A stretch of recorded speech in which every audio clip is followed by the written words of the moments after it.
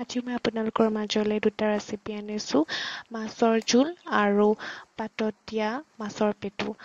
মাছৰ জোল বনাবলৈ মোক ঢেউৰা শাক কচু আলু পিঁয়াজ জলকীয়া আৰু মাছ লৈছোঁ প্ৰথমতে মাছখিনি এনেকৈ ফ্ৰাই কৰি ল'ব ফ্ৰাই কৰি পেলাই মাছখিনি ফ্ৰাই কৰি ল'ম এইখিনি মাছৰ পেটু আপোনালোকক মাছৰ পেটু ৰেচিপি এটাও মই দিম মাছখিনি লাল হোৱালৈকে ফ্ৰাই কৰি দিব আমি যে এইখিনি ঢেউৰা শাকখিনি অকণমান আলু কুটি দিব এতিয়া আমি মাছখিনি ফ্ৰাই কৰি ল'ব এইখিনি হৈছে পিঁয়াজৰ গুৰি এইটো